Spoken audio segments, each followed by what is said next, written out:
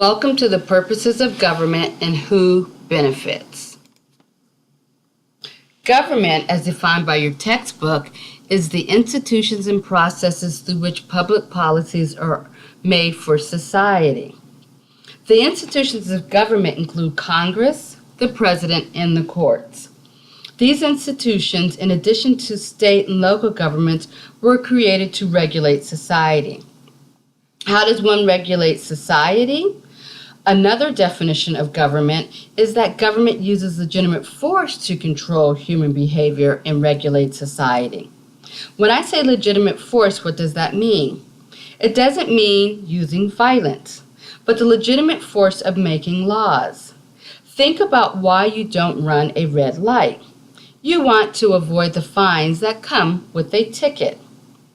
As you listen and read various opinions of what government should do, there are disagreements.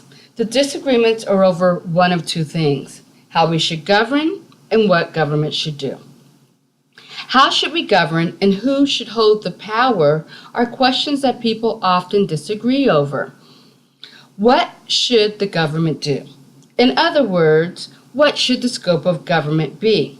Should it be more involved in regulating business or less in regulating of the environment?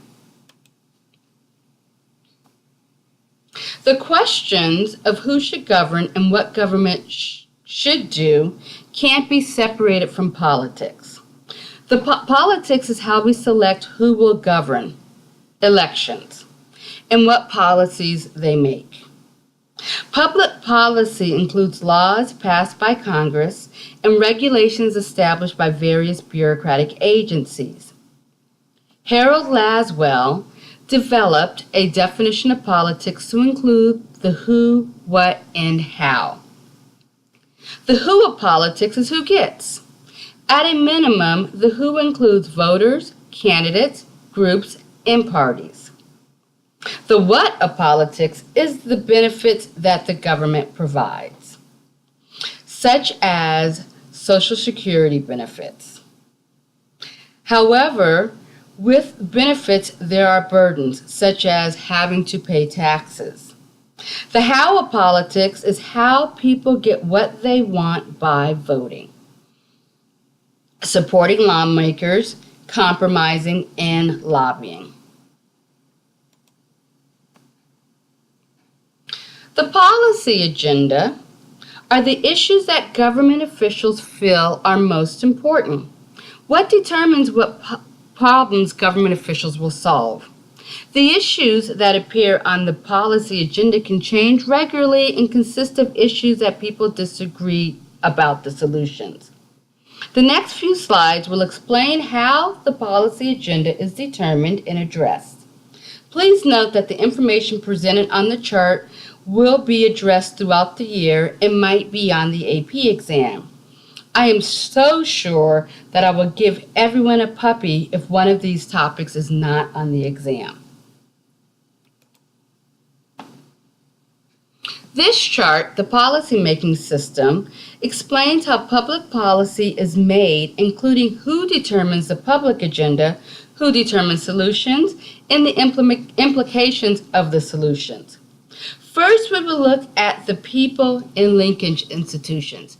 As you see, the people in the linkage institutions are the first two steps in the policy-making system.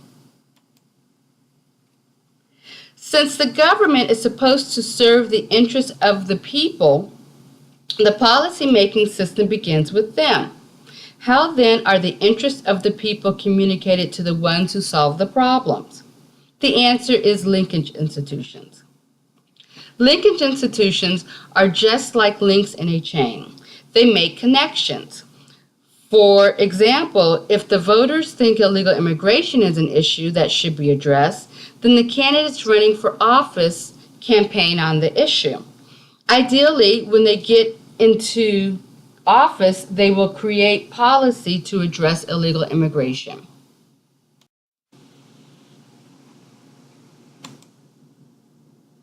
As explained in slide 4, the policy agenda are the issues deemed important by the people and get the attention of the policy-making officials. So if you look at the chart again, that is the third and fourth part of the circle. You have to have your policy agenda, and then that goes to the policy-making institutions. Once an issue is on the policy agenda, who is responsible for addressing the problem? That would be the policy-making institutions are responsible. These institutions consist of legislative, executive, and judicial branch, along with the bureaucracy. Last, you have policy and the people. Once we arrive at public policy, what happens? Well, the various institutions create laws and regulations based on the policy agenda. Types of public policy includes congressional laws, presidential actions, court decisions, and budgetary decisions. If you notice, the public policy making system begins and ends with people. After public policy is made, the people decide if the solution is satisfactory. If it is not satisfactory, then the cycle starts again. Well, who has the power? Within the policy-making system, the process begins with the people. However, who among the people have power to influence policymakers? There are three competing theories that help to explain who has the power. Just like with the policy-making system, these theories might likely appear on the AP exam.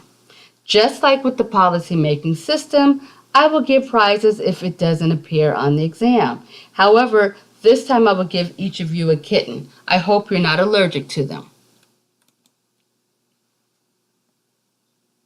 One of the three theories, the pluralist theory, is the most optimistic of the three.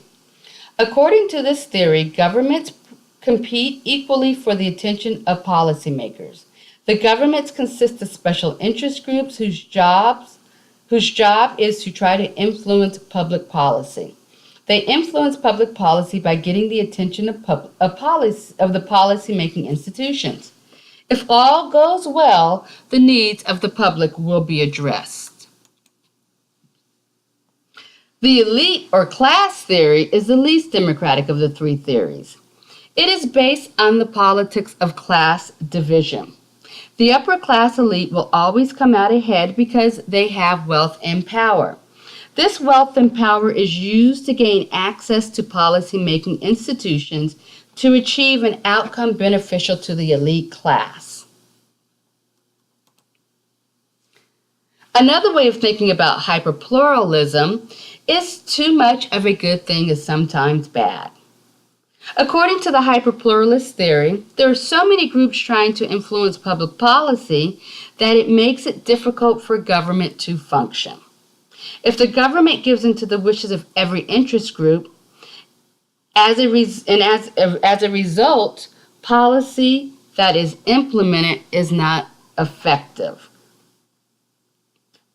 because so many different people have wants and needs that the government is trying to fulfill everyone's wants and needs, and sometimes the policy is not clearly addressed and explained.